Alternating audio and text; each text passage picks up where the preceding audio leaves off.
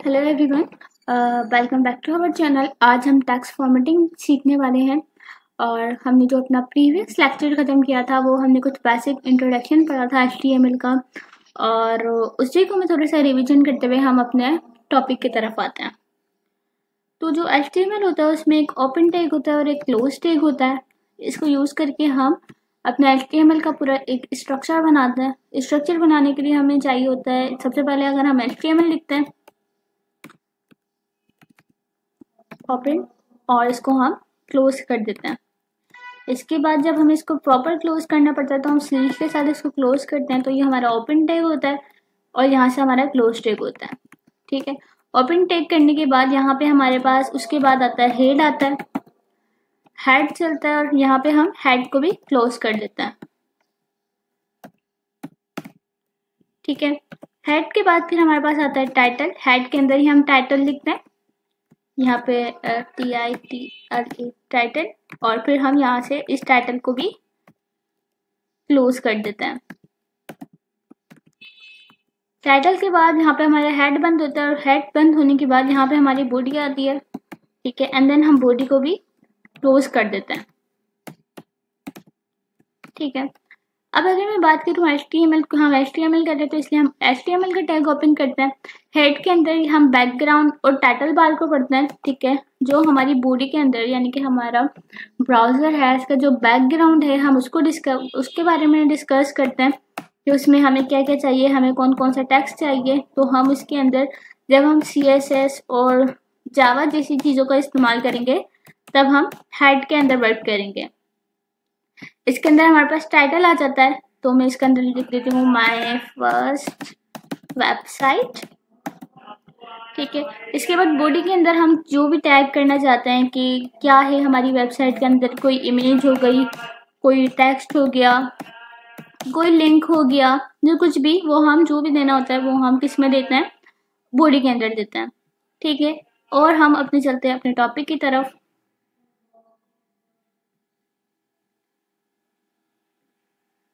यहाँ से अगर हम देखते हैं तो ये चीज़ मैंने आपको कल ही बता दी थी। इसको डिलीट करते हैं यहाँ से।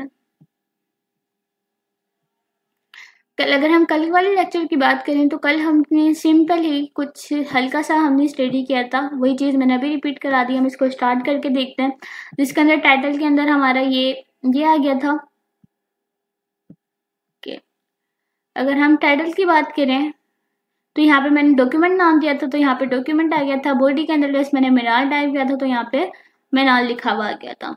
तो ये बिल्कुल सिंपल तरीका था कि हमने इसको अंडरस्टैंड किया था। फिलहाल हम अपने टेक्स्ट फॉर्मेट की तरफ चलते हैं। यहाँ पे हम एक फाइल बनाते हैं जिसको हम नाम दे देते हैं formatting.html। इसके एक्सटेंशन लगाना लाजमी होता है, ये चीज़ मैंने आपको कल क्लियर कर दी थी। इसके बाद जो चीज़ें हम सीखने वाले हैं उसके अंदर हमारे पास आ जाता है हेडिंग आती है, paragraph, bold, italic, underline, strike through, sub script, super script, break, non breaking space और अलाइन सेंटर वगैरह। ठीक है, तो हम हेडिंग 1 से स्टार्ट करते हैं। सबसे पहले शिफ्ट के साथ अपने 1 के बटन को प्रेस करना है तो आपके सामने इस तरह से आ जाएगा। इसको सिंपली आपने इंटर कर देना है। इंटर करने के बाद हम चलते हैं हमारी बॉडी के अंदर। बॉडी के अंदर जाने के बाद सबसे पहले हम हेडिंग सीख रहे हैं, तो हेडिंग के अंदर सिंपली आपने यहाँ पे कुछ नहीं करना, H1 लिखना है। इसके अलावा मैंने कोई ओपन और क्लोज टैग नहीं लगाए। H1 लिखने के बाद मैं जैसे ही यहाँ पे इंटर करूंगी तो मेरे पास ओपन टैग भी हो जाएगा और यहाँ पे मेरे पास क्लोज टैग भी आ जाएगा। ओके, इनके बीच के अंदर मैं यहाँ पे लिख देती हूँ हेडिंग नंबर 1। ठीक है, ये हमें बताते हैं कि हेडिंग के टोटल कितने साइज होते हैं। हेडिंग के टोटल होते हैं 6 साइजेस।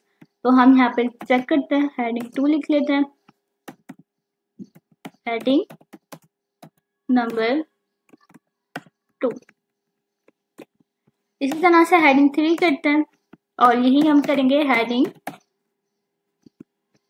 नंबर 3। ठीक है, इसके बाद हमारे पास आती है हेडिंग 4 और इसको मैं नाम दे देती हूँ अपना हेडिंग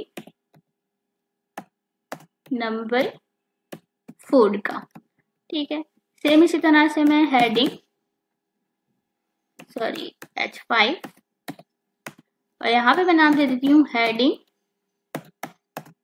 नंबर 5। सेम इसी तरह से मैं H6 लूंगी और फिर मैं यहाँ पे लिख देती हूँ हेडिंग। आप अपने हिसाब से जो आपकी हेडिंग है वो सेट कर लीजिएगा। मैं फॉर एग्जाम्पल आप लोगों को समझाने की वजह से यहाँ हेडिंग 6 लिख रही हूँ। हेडिंग 7 भी ले लेते हैं, लेकिन ओके एक सेकंड।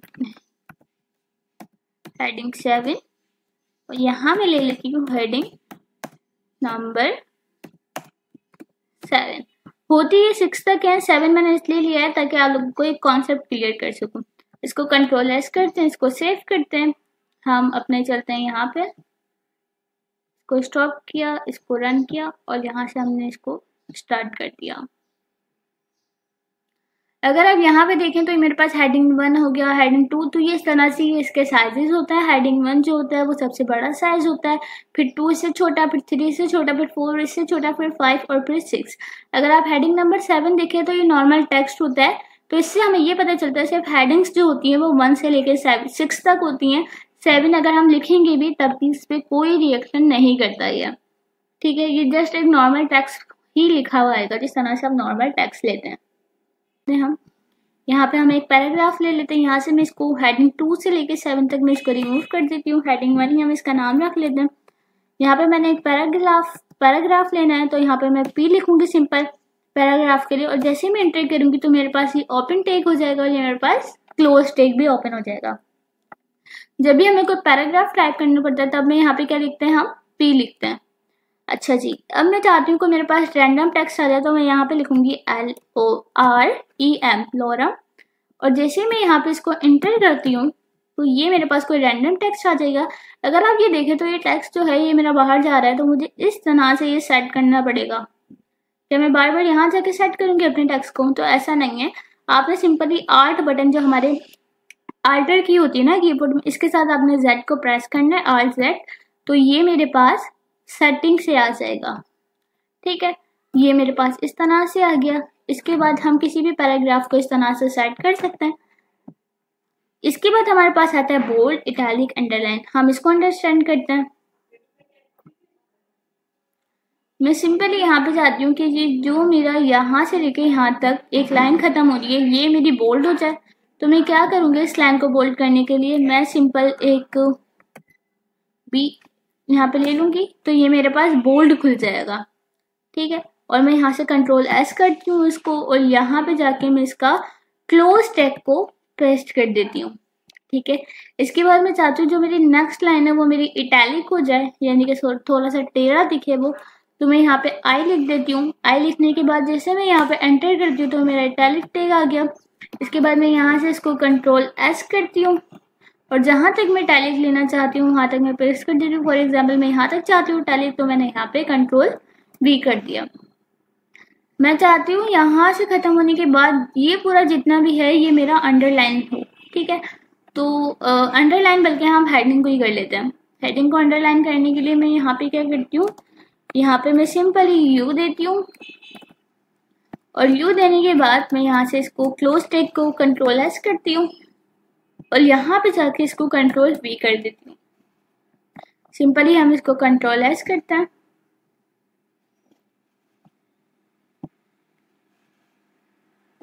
आप इसको सिंपली F5 भी कर सकते हैं, ठीक है। यहाँ से इसको चेक करती हूँ, ये हेडिंग 1 आ गई मेरे पास, जिसके अंदर मेरी ये अंडरलाइन आ गई है।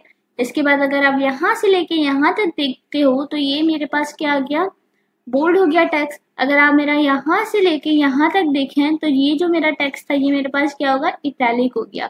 बाकी ये वाला जो टेक्स्ट है वो मेरा सिंपल ही नॉर्मल रहा। बट मैं चाहती हूँ मेरे पास स्ट्राइक थ्रू हो जाए, तो मैं यहाँ पे क्या करती हूँ, यहाँ चलते हैं हम, और ये खत्म होने के बाद मैं यहाँ पे S का एक टैग खोलती हूँ, ठीक है। इसके अंदर क्या होता है हम ये भी चेक कर लेते हैं।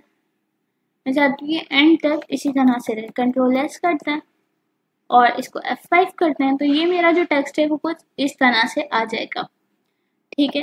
अब फॉर एग्जाम्पल हमारे पास कुछ केमिस्ट्रीज के फार्मूलाज होते हैं या फिर कुछ और इस तरह की चीजें होती हैं।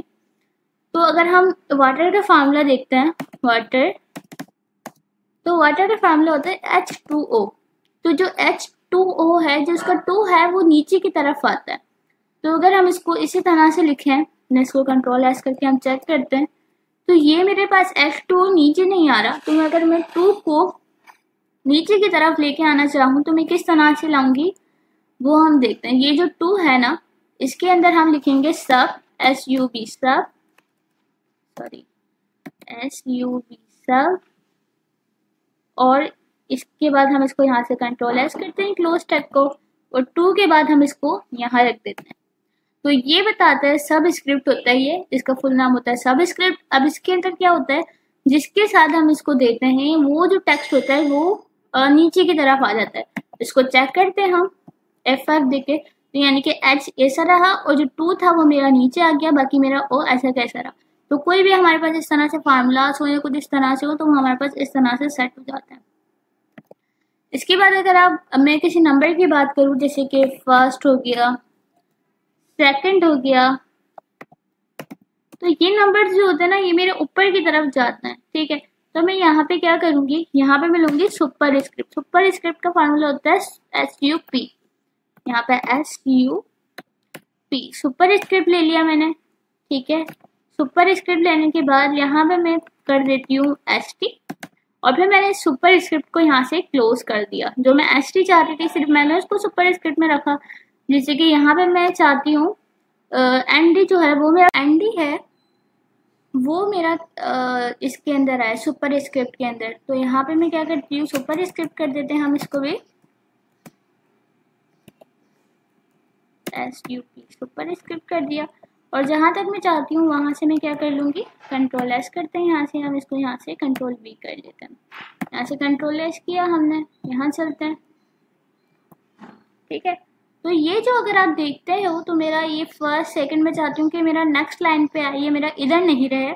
मैं क्या करूँगी, अगर मैं चाहूँ तो मैं इसको इस तरह से कर सकती हूँ। मैंने कहा ये एक लाइन छोड़ दो, इसके बाद मैं सेव करके चेक करती हूँ तो इसने तो लाइन छोड़ी नहीं, ये नेक्स्ट लाइन पे तो आया ही नहीं। तो मैं यहाँ पे हम एक कोड टैग का यूज करते हैं जिसका नाम होता है BR ब्रेक रो, और मैंने इसको यहाँ से सेव किया। इसके बाद मैं गई तो ये देखिए ये जो सेकंड है मेरी नेक्स्ट लाइन पे आ गया। मैं चाहती हूँ कि फर्स्ट भी इस तरह से हो, तो मैं फर्स्ट वाले पे चलती हूँ और यहाँ पे मैं क्या करती हूँ, एक ब्रेक रो दे देती हूँ। इसके बाद मैं इसको कंट्रोल एस करके चेक करती हूँ, ये मेरा इस तरह से आ जाएगा, ठीक है। अब मैं चाहती हूँ कि जो मेरा वाटर है और जो मेरा इसका फार्मूला है इसके बीच में एक गैप हो जाए, एक स्पेस आ जाए। तो अगर मैं यहाँ पे स्पेस दे के चेक करूँ तो क्या यहाँ पे मेरे पास स्पेस आ रहा है, नहीं आ रहा। तो मैं क्या करूँगी, यहाँ पे स्पेस इस तरह से नहीं दूंगी, यहाँ पे मैं लिखूंगी एंड NBSP इस तरह से। और जैसे मैं कंट्रोल एस करके इसको चेक करती हूँ और इसके बाद ये देखें ये एक स्पेस यहाँ पे आ गया है।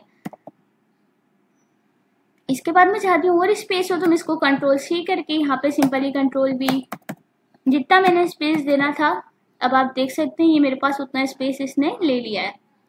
अच्छा जी, यहाँ तक डन हो गया। अब मैं चाहती हूँ कि जो मेरी हेडिंग नंबर 1 है ये मेरे पास सेंटर में आए। तो सेंटर में लाने के लिए मैं इसको क्या करती हूँ, यहाँ पे हम H1 के अंदर चलते हैं। यहाँ पे मैंने एक स्पेस दी, इसके बाद मैंने यहाँ पे टाइप कर दिया अलाइन इक्वल्स, और यहाँ पे मैंने कोमा दे दिया है। कोमा देने के बाद मैं इसको कर देती हूँ सेंटर के अंदर। इसके बाद मैं इसको सेव करके अगर देखती हूँ तो मेरी जो हेडिंग है वो सेंटर के अंदर आ जाएगी। मैं चाहती हूँ नहीं मेरी हेडिंग सेंटर में नहीं आए, मेरी हेडिंग राइट की तरफ चले जाए। तो मैं यहाँ पे सेंटर को जस्ट यहाँ से रिमूव करके मैं यहाँ पे लिख दूंगी राइट। इसके बाद मैं इसको सेव करूंगी और फिर यहाँ पे देखते हैं तो जो मेरी हेडिंग है वो मेरी राइट पे चली गई। हमारे पास जो डिफॉल्ट होता है वो लेफ्ट होता है। अगर मैं जस्ट यहाँ पे सिंपली लेफ्ट कर दूं और फिर मैं इसको कंट्रोल एस करती हूँ और इसके बाद F5 को प्रेस करती हूँ तो ये जो है ये मेरे पास वहीं आ गई जहाँ पे पहले थी, क्योंकि लेफ्ट ही हमारे पास क्या होता है, डिफॉल्ट होता है। इसके बाद में अब थोड़ा सा हम अपने पैराग्राफ को बढ़ा लेते हैं। यहाँ पे मैं वही रैंडम टेक्स्ट लेने के लिए LOREM और जस्ट इसको यहाँ से एंटर कर दिया तो ये मेरे पास पैराग्राफ पड़ गया।